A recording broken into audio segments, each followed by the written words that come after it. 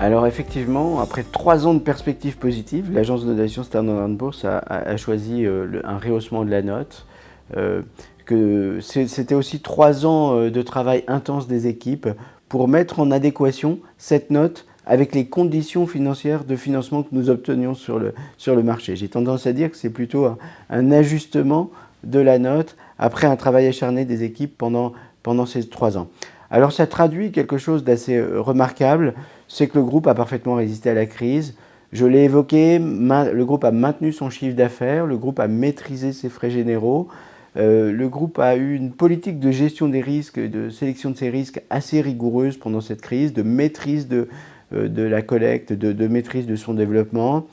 Le groupe a aussi pris le virage de la loi Pacte et a eu cette ambition de transformation des contrats dans le cadre de la loi Pacte et a maîtrisé ses engagements en matière de taux techniques. Donc c'est la conjonction de l'ensemble de ces facteurs qui a conduit l'agence dans un environnement plutôt défavorable, et c'est en cela que nous sommes très heureux, dans cet environnement défavorable, à rehausser la note de A- perspective positive à A perspective stable.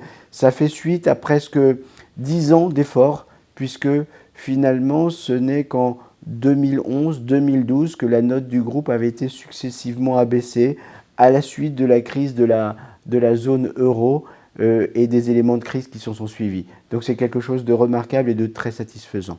Très satisfaisant parce que qu'est-ce que ça change pour nous ?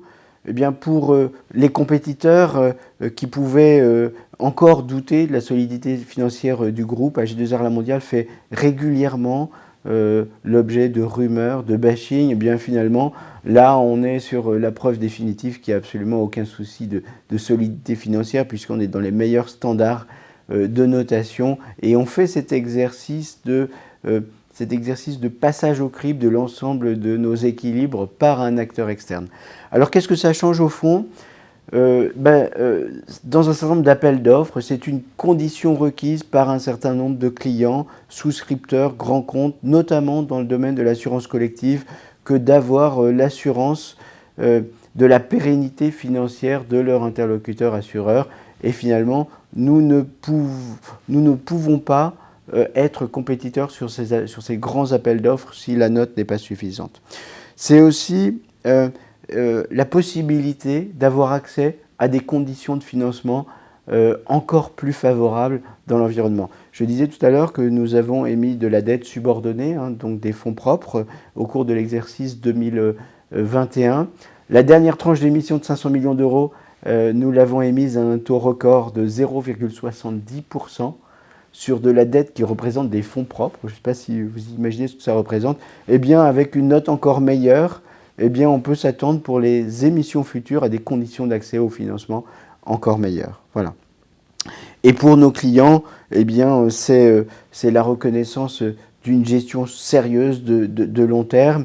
Et dans un environnement où les taux sont extrêmement bas, je pense que l'attente des clients, c'est à la fois d'avoir du conseil, d'avoir un suivi personnalisé, d'avoir des outils qui fonctionnent, d'avoir de la digitalisation.